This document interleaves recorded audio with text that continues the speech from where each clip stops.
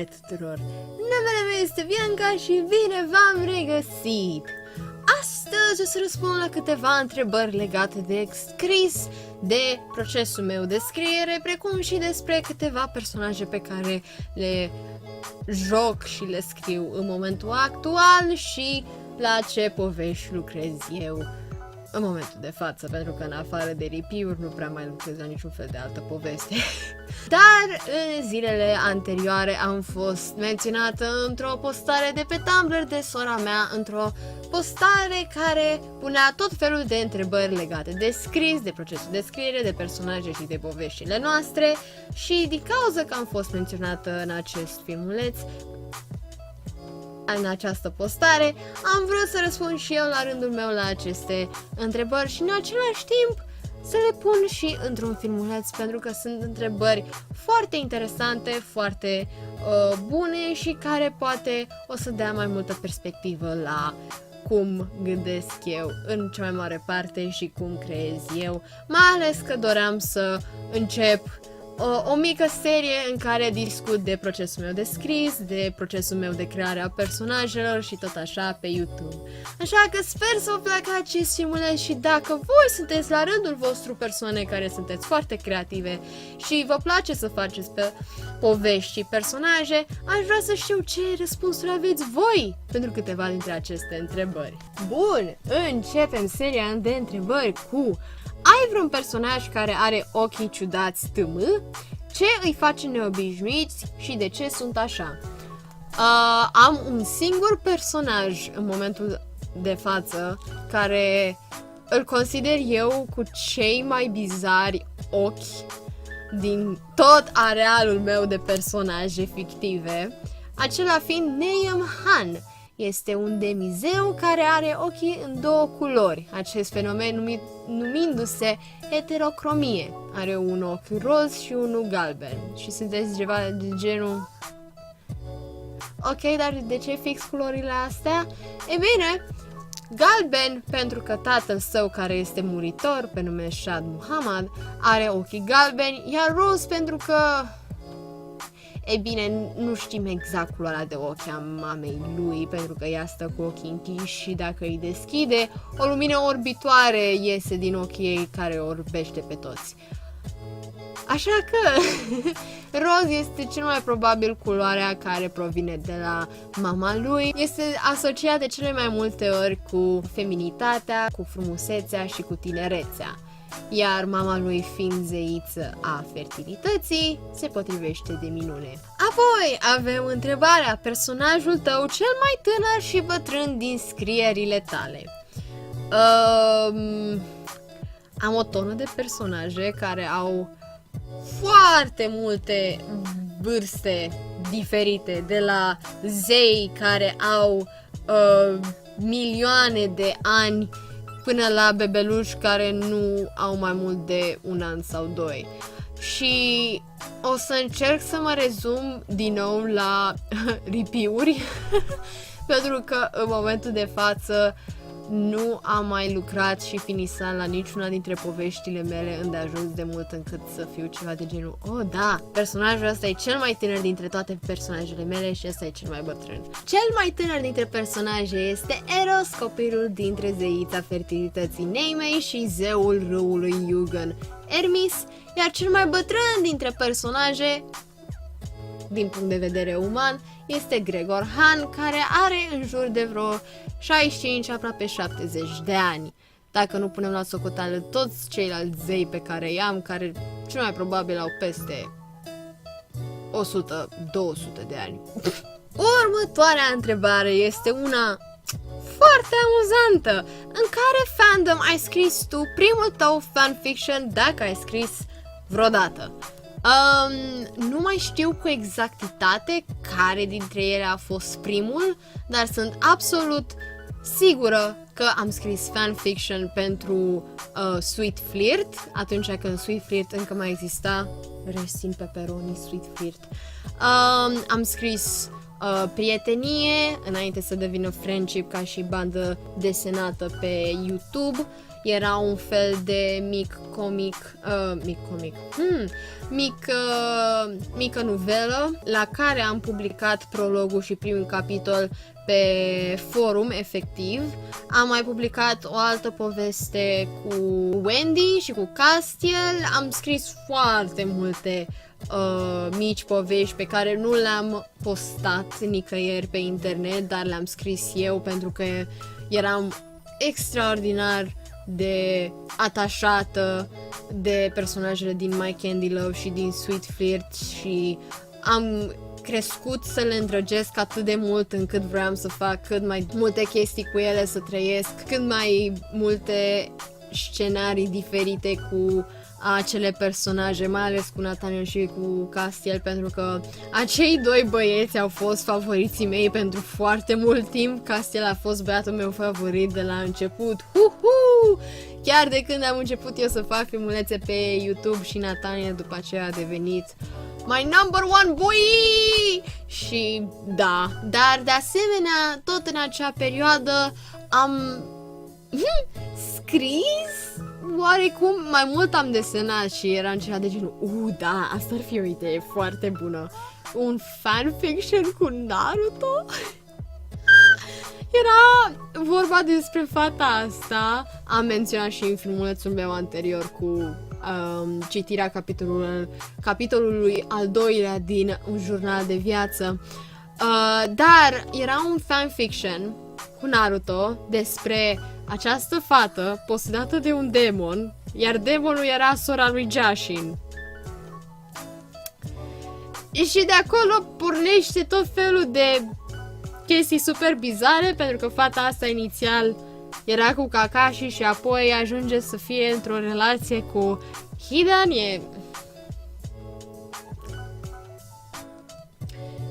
E un dezastru acea poveste.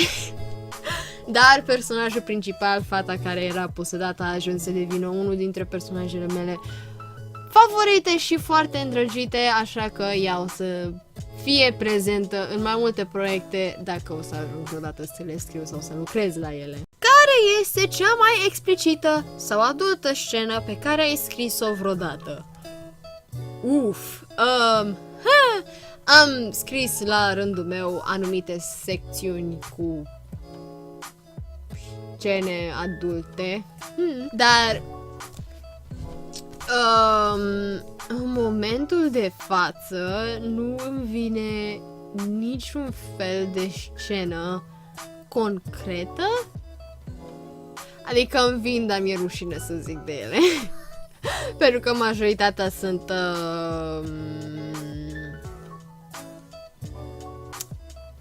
da. Hai să trecem la următoarea întrebare. Care este cea mai veche poveste pe care ai creat-o vreodată și de care îți mai aduci aminte? Prima mea poveste, cum am zis eu până acum, este și în continuare va fi jurnal de viață. Deci, povestea asta a fost cea care a pornit absolut totul. A pornit dorința mea de a scrie povești, dorința mea de a face lucruri interesante și amuzante în același timp, dorința mea de a crea personaje și a le pune în situații cât mai bizare, cât mai stranii și cât mai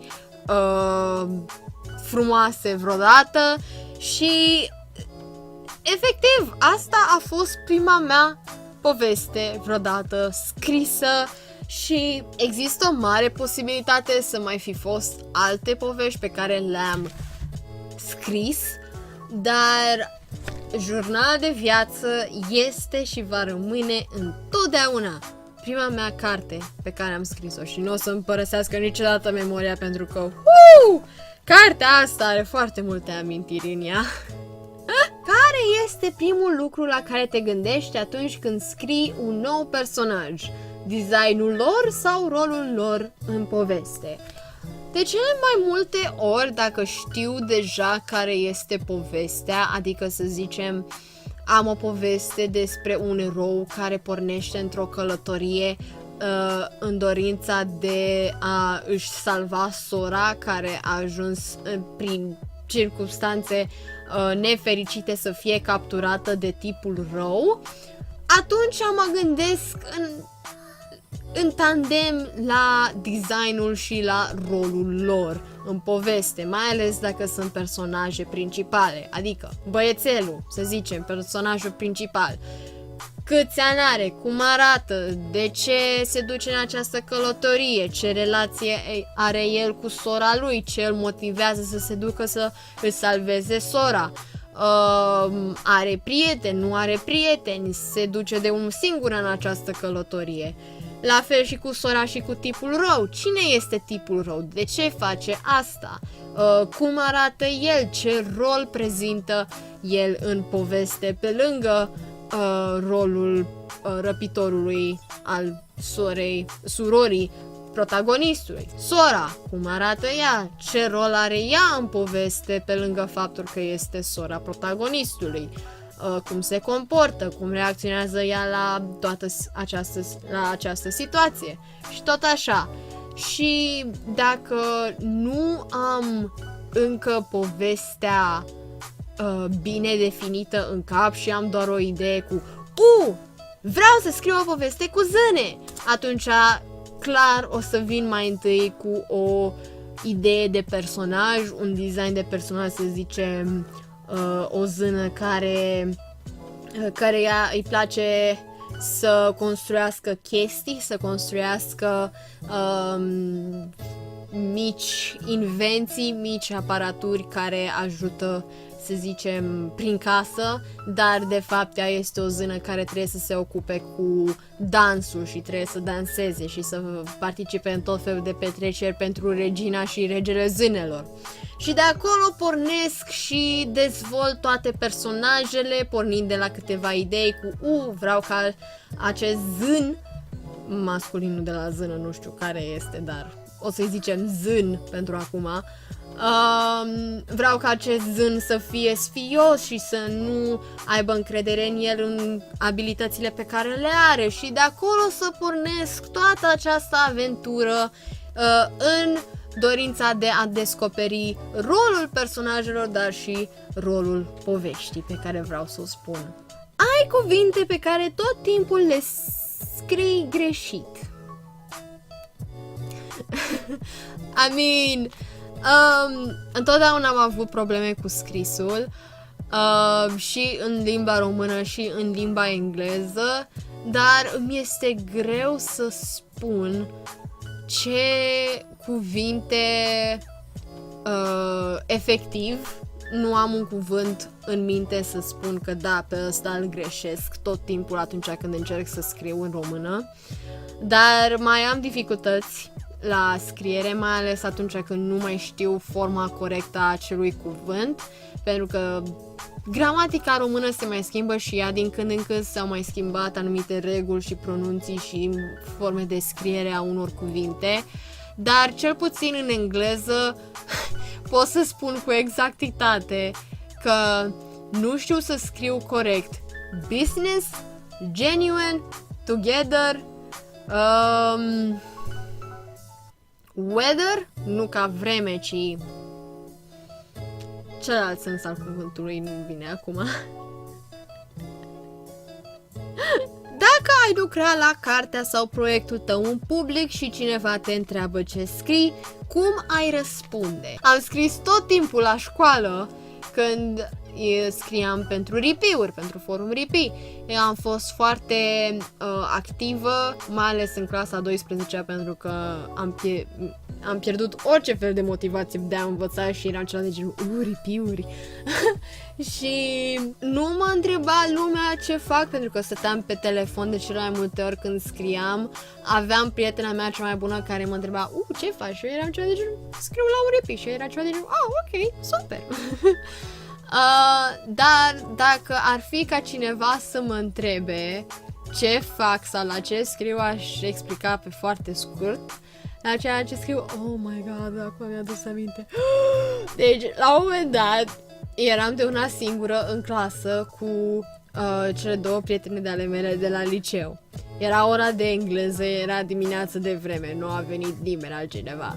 Ne-a dat doamna de engleză să facem niște exerciții, eu le-am terminat, am început să scriu pe telefon la ripiu și să răspund. La un moment dat, când vine la noi la bancă, îmi vede telefonul care încă mai era deschis la ripii și mă întreabă, ce este asta? De ce scrie acolo Oliver? And I was like, e o poveste scrisă concomitent cu niște prietene și e vorba despre acești oameni care trăiesc în concomitent cu niște zei. Și era ceva de genul, ok, sună interesant. Și ăla a fost, cred că, cel mai jenant moment din viața mea, mai ales că era în engleză. Și era profesoara de engleză care a văzut și cel mai probabil a văzut ce fel de chestii scriam eu acolo cu partenerul meu de ripie. And I was like, nu! Dar oricum, da, de cele mai multe ori dacă cineva m-ar întreba ce scriu sau ce fac, le-aș spune pe foarte scurt despre ce este vorba și dacă arată interes la ceea ce scriu eu, aș detalia mai mult la ce lucrez. Preferi să scrii personaje masculine sau feminine?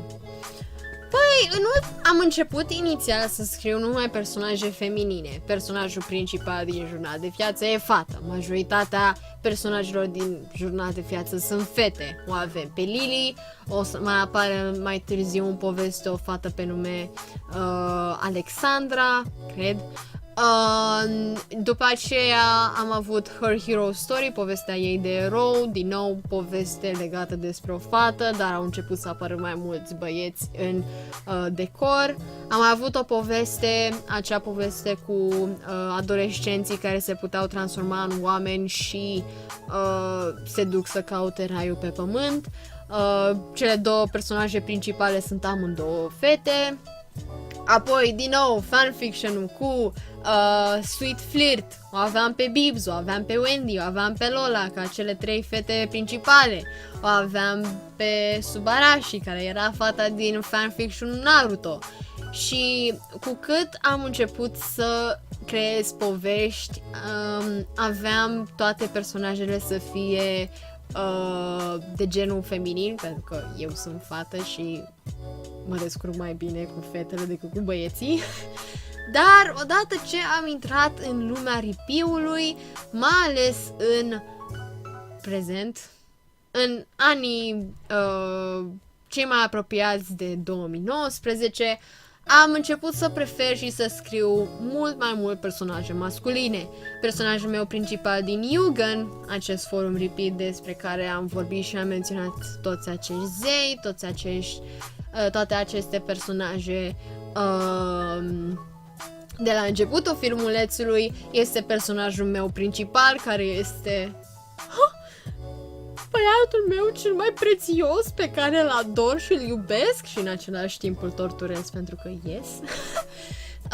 După aceea am continuat să îl folosesc pe Neon pentru alte proiecte și povești scrise cu alți parteneri de poveste.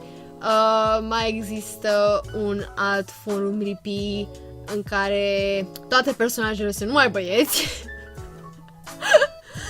Nu există niciun fel de fată și toți sunt doar băieți and I'm just like, ok, good, nice.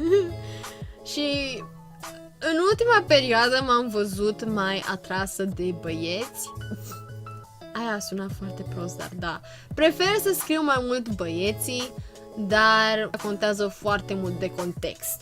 Unele povești le văd mai bine spuse de către fete, iar alte povești le văd mai bine spuse de către băieți. Îți imaginezi lucrările tale în alte formate media, precum filme cu actori sau filme de desene animate. Oh my god, yes! Yes! Deci, de când eram mică, ascultam la melodii și îmi imaginam cum Peter Pan zboară pe lângă mașină. asta doar ca să vă imaginați de unde am început. Și cu cât am început eu să creez povești și să îmi imaginez scenarii cu personaje fictive care au ajuns mai târziu să devină personajele mele, am început să ascult melodii și să văd acele scenarii pe melodii. Dacă ascultam o melodie tristă, vedeam acele două personaje de ale mele fiind triste, plângând, suferind, fiind omorâte sau rănite. Dacă era o melodie fericită, îi vedeam pe ei veseli, zâmbind, trăind fericiți până la adânci bătrâneți. Și de acolo a ajuns să fie acest moment în care sunt absolut disperată să îmi văd, nu foarte disperată, dar sunt foarte dornică să îmi văd personajele, creațiile și poveștile într-un mediu animat și de aceea oarecum doresc să devin și regizor, ca la un moment dat să ajung să fac filmele mele în format de desene animate. Și răspunsul la întrebarea asta este absolut clar. Da, îmi imaginez constant personajele, poveștile și anumite scenarii din poveștile mele pe aceste melodii. Și vreau nespus de mult să ajung în acel punct în care pot, într-un final, să îmi transform poveștile în media animat sau filmat. Doamne ajută să fie așa.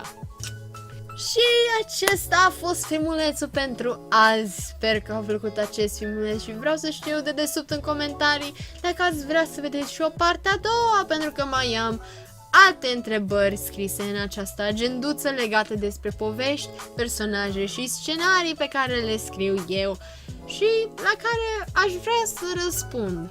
Dacă v-au plăcut aceste întrebări, sunt foarte curioasă să vă aud răspunsurile voastre de desubt în comentarii.